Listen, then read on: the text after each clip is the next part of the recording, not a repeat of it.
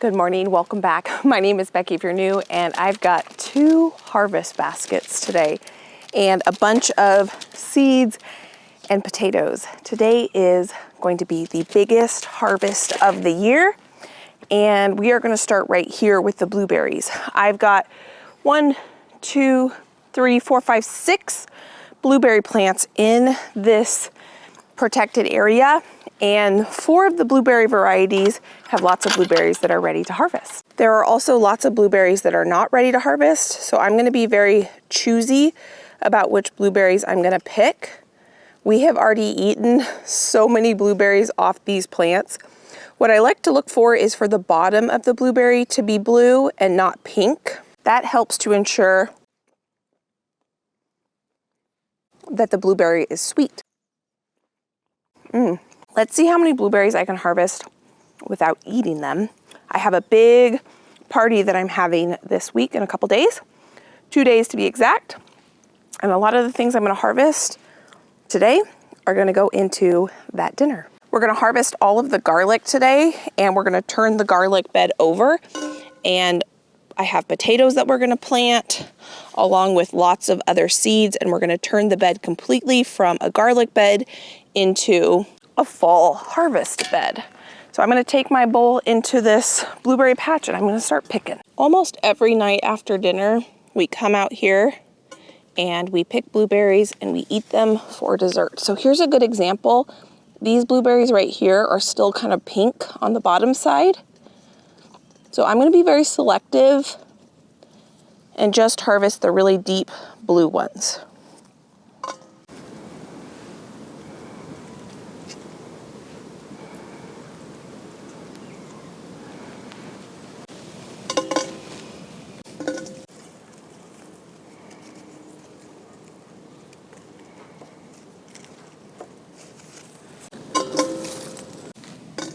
Sometimes I get some that are a little pink still, and that's okay.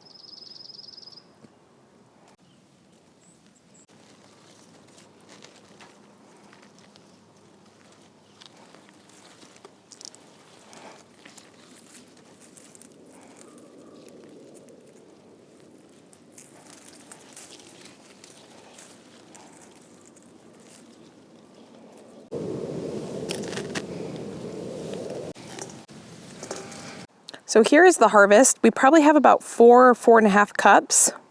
What I was trying to do was harvest the harder to get ones, the ones closest to this fence. This fence protects these blueberries from wildlife, but it does make it hard to harvest because you can only harvest really from the middle.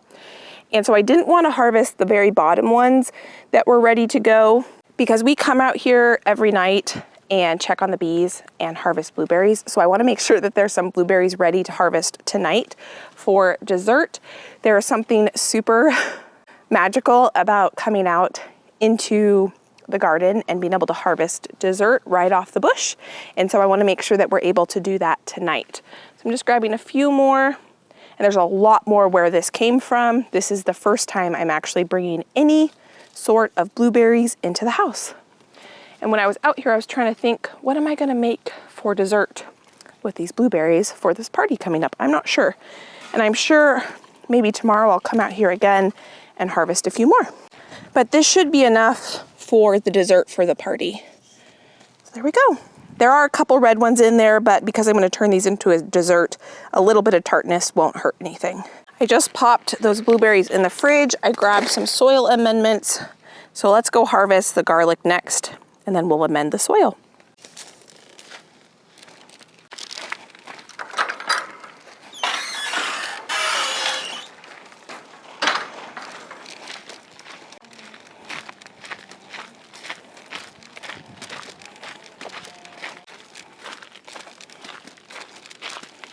So this is the main crop we're gonna harvest today. We've got a couple other things we're gonna harvest, but this is the big daddy. So this is the garlic. This is mostly hard neck varieties and some soft neck varieties.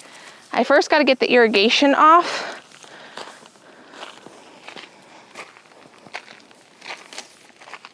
I took the irrigation off a week ago, but it was messing with the gravel around the bed. So I had to put it back on because I do not have a way at this point to turn off the irrigation to just one bed. 5 beds are connected. So if I was to turn the irrigation off to this garlic bed, then I would be turning the irrigation off to 4 other beds. Now this garlic plant, it looks like, well, it might be tough and fibrous and not worth eating anymore, but I forgot one of the, what is this called? What is this called? Garlic scape. So I know this garlic is ready to harvest. I typically harvest my garlic mid-July. Around the smack dab middle in July is when I harvest it, and this garlic is ready. You want to harvest your garlic ideally when 3 of the leaves have died. So here's an example, 1, 2, 3. Some of them have had 4 die back, 1, 2, 3, 4. What can happen if you harvest them too late is that the garlic heads will start to split into individual cloves, and then they want to start growing for the next season. I don't think I'm too late, but only time will tell when we start digging up this garlic. Now I want to keep these varieties separate because I'm going to take some of this garlic that I harvest today and I'm going to save it and I'm going to plant it in October for next year's harvest, and I want to know what varieties are what. This first variety is a variety that one of you sent me that is pretty local to me, and it's called White Great North, and I planted this garlic on October 5th of 2023, I think. Whatever last year was, I planted this garlic October 5th, and I have about 20 of those. And then this next variety is called Rocambole. This variety I purchased from a local farmer at my local farmer's market. I saw the heads that they were selling and they were big and beautiful. Some of the best looking garlic heads I've ever seen. They're not an elephant garlic variety. So I bought a ton of them, I planted them, and they look fantastic. Only time will tell when we pull them up. This next row is elephant garlic that I purchased online. It doesn't look that great, but we'll see when we pull it up. And then I have some soft neck variety garlics here, and they look a lot smaller, so we'll see what those look like as well when we dig them up.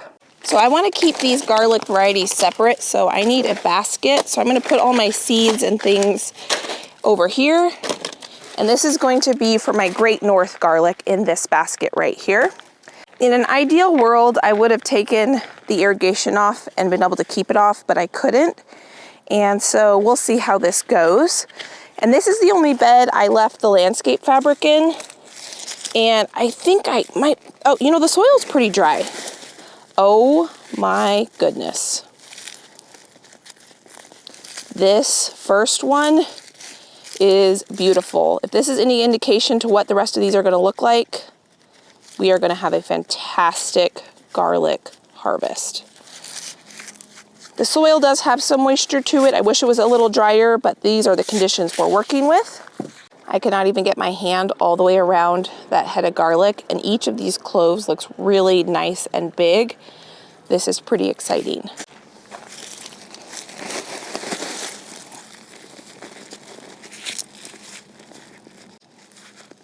This one is just as beautiful.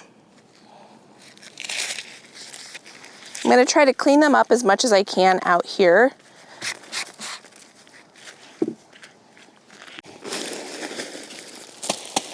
Yeah, these are all just stunning. I do wish the soil was drier, but we can manage that after we harvest.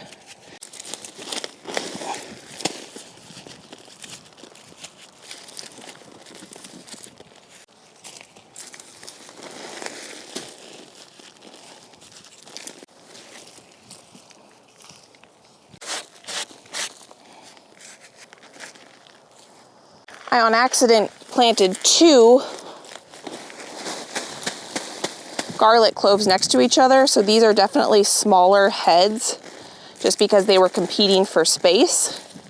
But I'm still happy with them. These are actually, so I can almost put my hand around them. These were probably about the size of my largest garlic heads last year. I'm not seeing any signs of splitting, so I harvested these at a good time.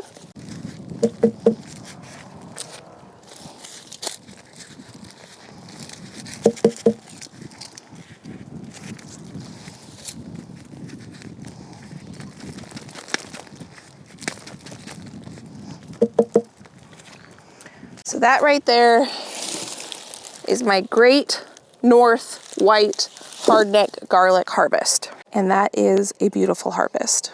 Now we're gonna go to the Rocambole, and I'm curious to see if these are gonna be larger than these ones.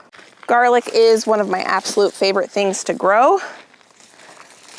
And this is probably a year's worth of garlic for me. And this is huge. The first one I just pulled up. Let's see, I'm just gonna grab a random one from this north.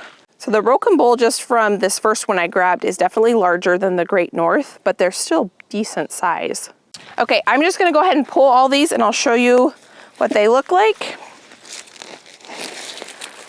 Oh yeah, these are huge.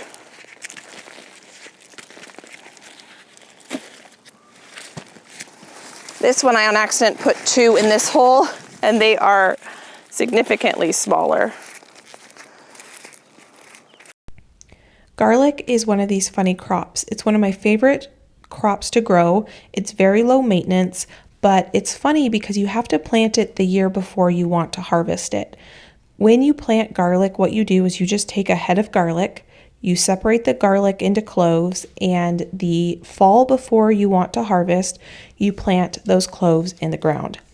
And what it needs to do is go through what is called cold stratification, or AKA winter. So when you plant the garlic clove in the fall, that garlic clove is going to hang out in the ground throughout the winter, and it needs a certain number of cold hours in order for that garlic clove to split into multiple cloves so that when it grows in the spring, you are going to get a whole head of garlic.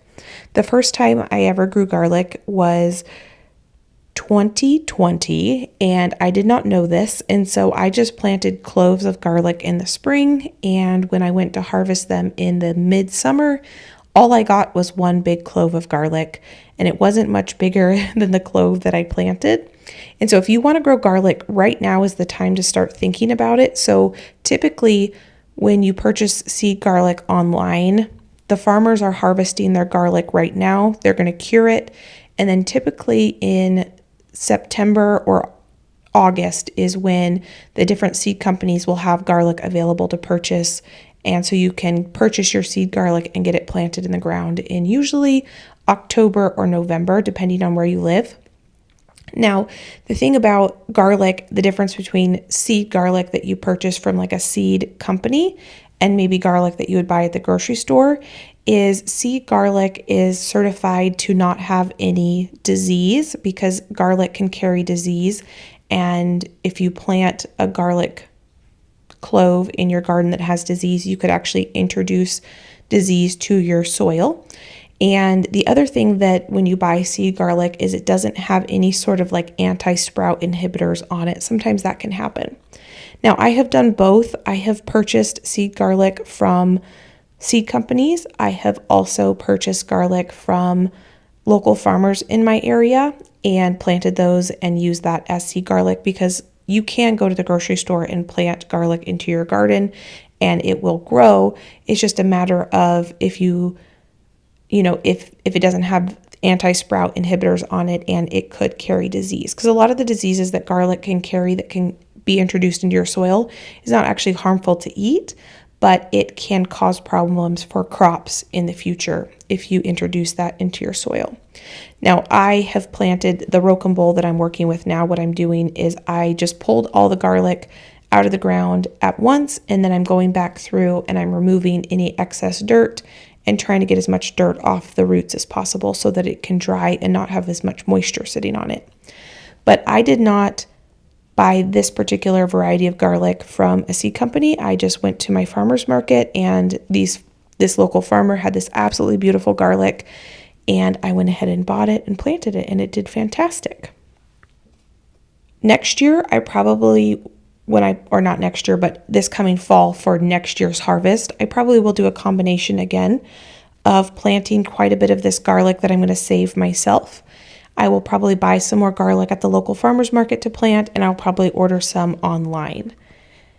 My goal is to try to plant as much that I grew myself as possible, but I want to play around with some different varieties, so I'm going to have to order those online.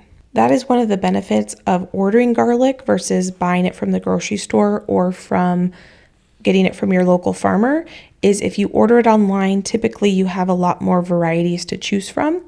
But the biggest thing is garlic seed sells out very, very quickly. So start looking for your garlic now if you want to order some garlic online. I can link some different companies down below where I have bought garlic in the past. Good morning. Let's see if I can get out of here without spilling my coffee. It's 6:28 and I just had to call it yesterday. It was too hot, and it's supposed to be hot today, but not quite as hot. I think the high is supposed to be 90. So I figured what I would do is get out here first thing in the morning. I'm spilling my coffee, but it's okay. And finish harvesting this garlic and finish harvesting the other things that need to be harvested. I have to be done by about 9:30 today. And then I'm gonna come back and I'm gonna prep all the food for this garlic themed dinner party this afternoon. So I gotta get this out of the ground and curing. I literally just left it just like I left it. So all the garlic is still out there. The irrigation is off the garlic bed, so I don't have to worry about the garlic that I already harvested getting wet this morning from it raining. It is a beautiful morning out here.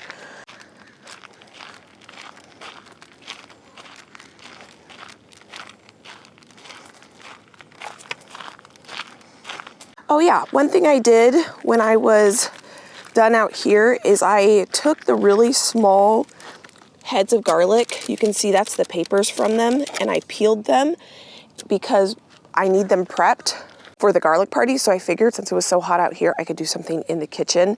And let me tell you, even the little heads of garlic have absolutely massive cloves. This is the Great North that we did the first. This was the Rocambole harvest minus about 10 heads of garlic. So I was doing reading on the Rocambole variety because I was thinking that this was going to be my new garlic variety of choice because of how big and beautiful these heads of garlic are. But what I learned is that they do not store very long. About 2 to 3 months is max. I know that hardneck varieties, which this is, tend to not store as long as softneck varieties, which we're about to harvest in just a second. But 2 to 3 months is not very long.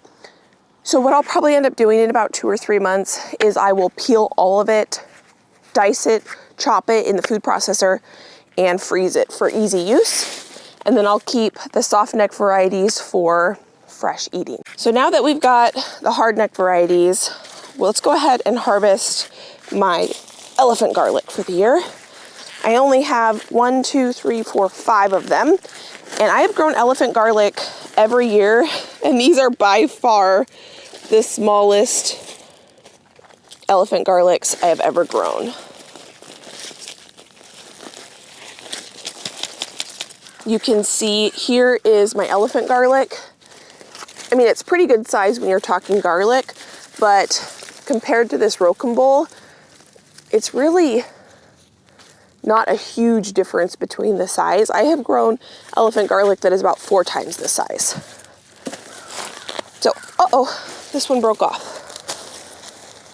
Let's see if I can get that out.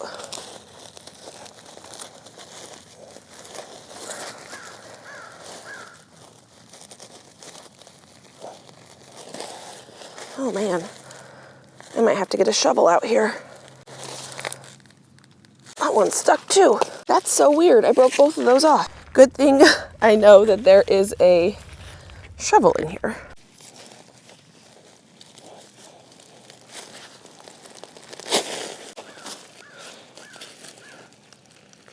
So elephant garlic is not actually a garlic variety. It's in the leek family.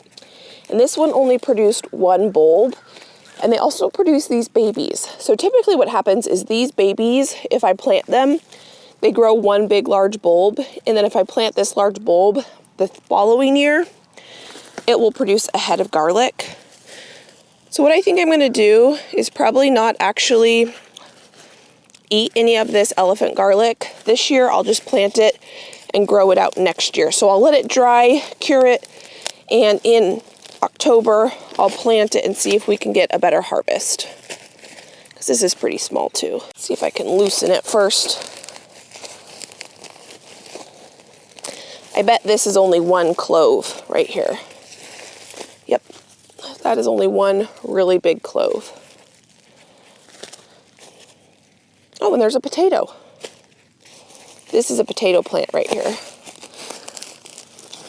I bet this is only one clove too. Nope, this is more, yep, that's just one really large clove of garlic. All right, so these are not gonna be eaten. They will be planted next year. Now, one thing when I was peeling this garlic yesterday, the rocambole variety, it was a joy to peel, even though it wasn't dried yet. It was actually easier to peel because it wasn't dried, I think. So this is my soft neck varieties. Oh wow, these are beautiful. These are what we're gonna braid with. These actually have pretty large cloves. For a soft neck variety, I can tell that the individual cloves in here are really big. Now, I cannot see what varieties these are. I did write them on this tape, but it has faded. I'm gonna keep them separate, and I'm gonna go back and look and see what these two different varieties are. Oh, see, here's a great example. I'm not thrilled this happened because this isn't gonna store well, but this is a good example to show you that I harvested this one too late. Still totally edible, but can you see how the individual cloves are starting to break apart? I should have harvested this variety a couple, maybe 2 weeks ago, because this is wanting to grow new plants. Totally edible, just it's not gonna store in storage. One thing I did different this year when planting this garlic in the fall is that I amended the bed before I planted the cloves in the ground.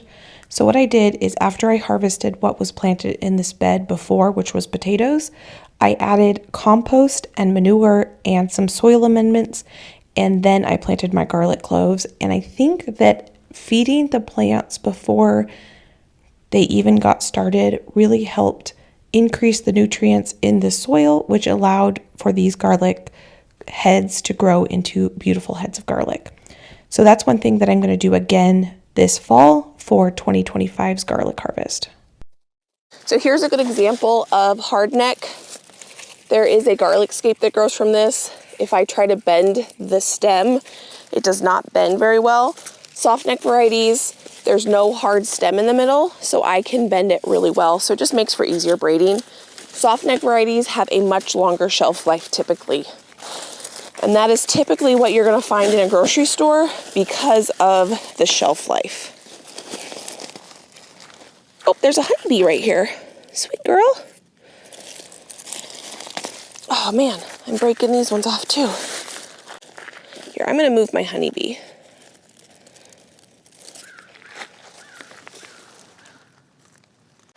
All right, she's safely on a Cosmo.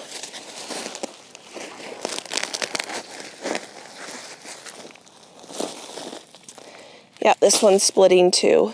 Shoot. So this variety, I will not grow again. This is a beautiful head, but the rest of them are really teeny tiny. Look at that. I mean, you can see the difference between that and that.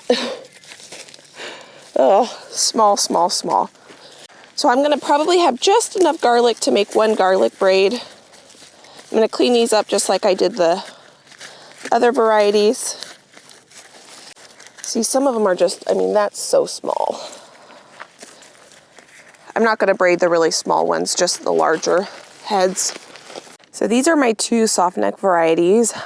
This is one variety in the wheelbarrow. This is one variety in the basket. The one in the basket, I will not ever grow again, I don't think, because look how small these heads of garlic are.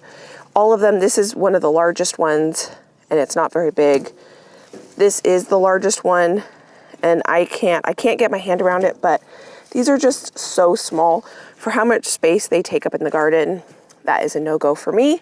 Now this one, I don't know, maybe I'll experiment with a different soft neck variety. These definitely are a little bit larger. I should have harvested them probably 2 weeks ago because you can see here, these ones are splitting. But what I know I will grow are both of these varieties again, the Great North White and the Rocambole. Even if I peel all those garlic in one day, the Rocambole, because it's not a long storage variety, I can just freeze it and then I don't have to peel garlic every time I want garlic. So it's not the worst thing in the world to not have fresh garlic, because peeling garlic sometimes is annoying when you're cooking. So I'll have to think about it, but you will know in October what I end up planting. I do know though that next year I will plant one entire bed of garlic. This year I ran out and I only got 3/4 of the bed, and then I planted leeks and shallots, but the volunteer potatoes took over. And next year I'm gonna make sure I plant out the entire bed just in garlic.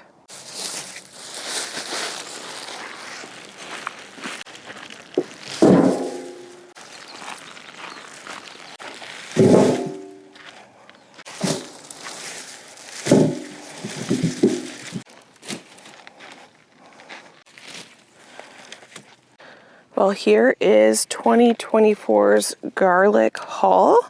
I could not be happier. I am thrilled with this haul.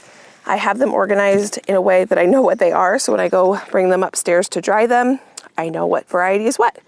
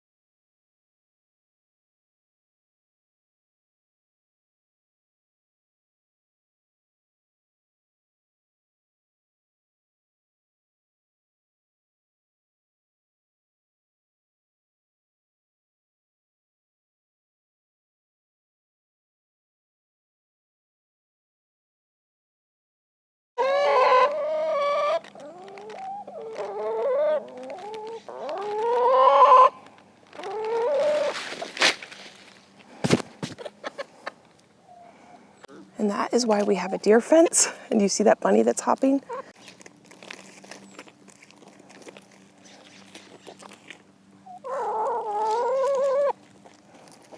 During that heat wave we had, I went ahead and I put, it's not pretty, but before we went camping, we have a neighbor who was watching our chickens, but I needed to give them more shade, and this worked really well. One reason we haven't got any more chickens is our chicken setup is not ideal. And so I just took my old canvas tarp. This is only in full sun for a few hours a day because the house shades quite a bit of this run, and then it's in full sun and that only for a few hours, and then these trees shade the run. But when it was 95 plus, I wanted to make sure that they had shade. They always had shade under there, but I just wanted to make sure they had a bigger area of shade, and that worked really well. Just with how the sun patterns go, they had shade all day, all the way from about, obviously underneath this, but about 4 or 5 feet this way. So that worked really well. And brassicas of any kind are their absolute favorite.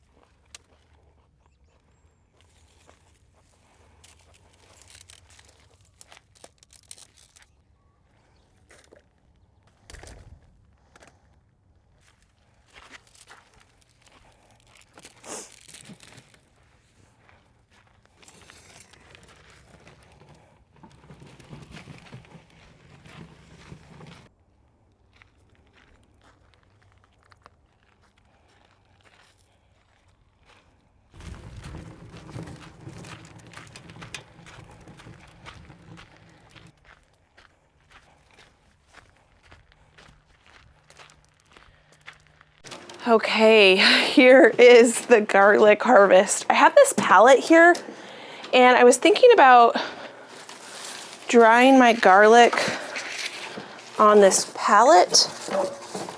Let's see. Normally I just lay it out on the ground. Let's see. On like cardboard or something.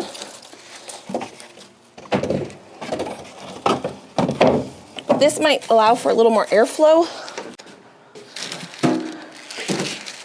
I do want to make sure I keep my varieties separated.